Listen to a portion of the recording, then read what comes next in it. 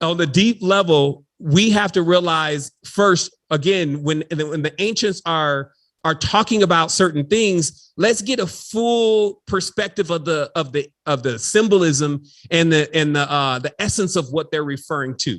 So the first thing that we're going to do that with is the word heaven, or basically this place heaven. Where is heaven, or where is as above? Because some want to sync that word heaven with haven and then go off into, all this different levels of awareness between the etymology of the word, but just directly, where is this place called heaven? Because it clearly seems like, because they're saying as above, so below, not necessarily as below, so above. It means that whatever is going on in heaven actually affects earth, but we would have to determine where this place is. And so when we zoom out for just one moment, I want you to imagine that it's highly possible, from what I've now come to discern, that when in the ancient and occult writings, they talk about a boat and they keep talking about these boats, what they're actually talking about is earth.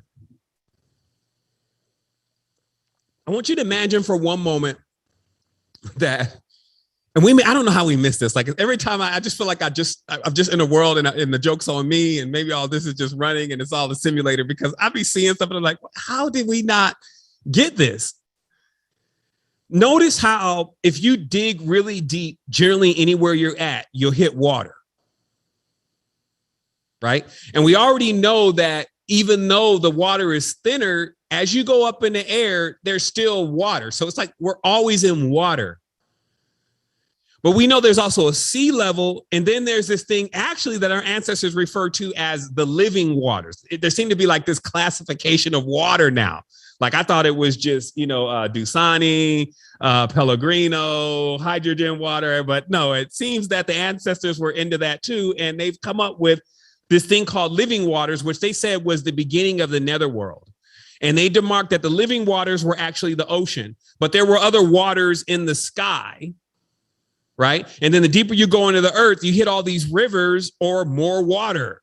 So it's kind of like then if you were like on earth, you're on like one huge cruise ship. I know some of y'all are trying to figure out where the buffet is, but serious, it's like you're literally in this space and you're actually floating in this space. Now, because we know this space is infinite, then we can already gather that we're floating in infinite space. So when our ancestors referred to heaven, what they were actually saying is basically any unreachable space, or any space that is generally unreachable or difficult to traverse. And that actually made up three different places for our ancestors.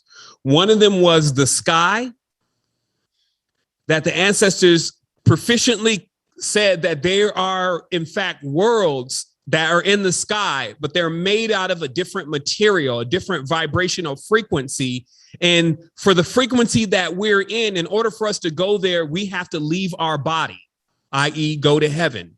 And it was an unreachable place by the physical body.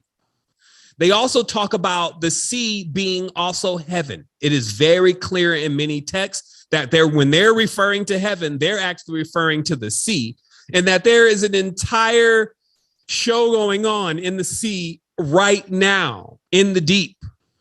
Entire realms, kingdoms, beings, vast knowledge, intellect, the whole nine. But this place was also seen to be a heaven because you, as a landlubber, can't go there.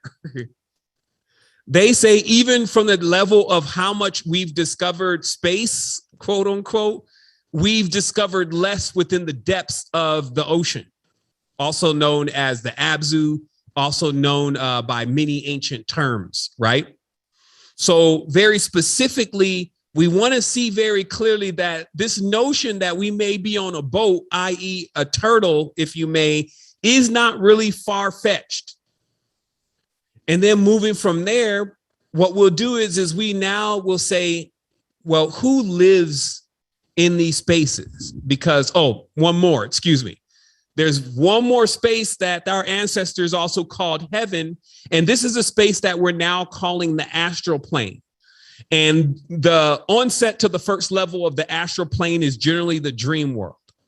So you're very familiar with this place, just like you're very familiar with the ocean, just like if you went and jumped into a balloon, you would be very familiar with the sky. So these are all places that based on your vibratory frequency, you can interweave with and you can intermesh with. And in fact, because you're hyperdimensional, you actually have some stake, like literally like an inheritance, like a lot. Remember, inheritance is generally land.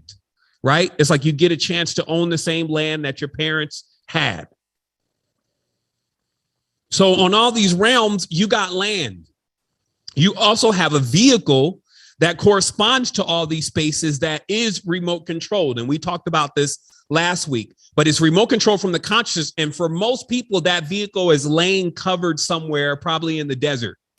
And it only takes for them to think of it and keep dialing into it to access the bridge of their ship in order to call their ship, because that's how we operated. We used another form of ourselves to move around through different spaces to bring us things from those spaces, right? So this is also known as, my term I'm giving it is called angelics. So who lives in the sky? Who lives in the sea, and who lives in the astral plane? Because these spaces are all populated respectively, and they're known to our ancestors as being the heavens.